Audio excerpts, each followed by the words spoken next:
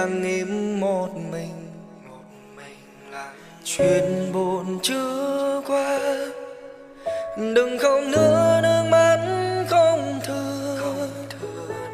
Vài giọt tuôn rơi cũng đủ làm tàn nát bầu trời. Không nói nên lời cứ im lặng âm thầm ôm đau. Giờ ngủ chưa em, mắt đã thầm bờ môi khô rồi. Chuyện cũ chưa qua, lòng em đau như cắn ai ngờ. Đừng gọi tên nhau những đêm mưa bao tố như vậy. Đâu biết xa là nhớ nhau nhiều lắm. Em ơi bình yên là ở cạnh bên anh hay là ở nơi đâu? Ở đâu em ơi? Em trao hết ai, còn phần anh nước mắt không. Đêm nay môi mắt không có còn cho nhau như những lúc ban đầu. Lạnh căm còn hơn gió đông kia đang thấy ngoài trời mưa đổ bao nhiêu hạt mưa. Lòng anh không thay để bớt đau lòng.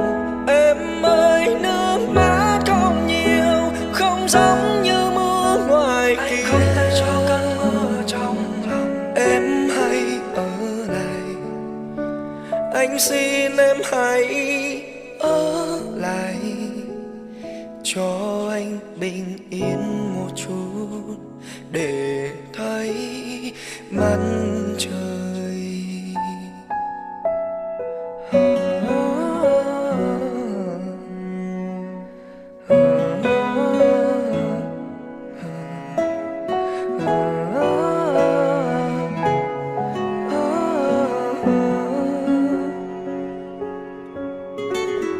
Ở phía xa chân trời,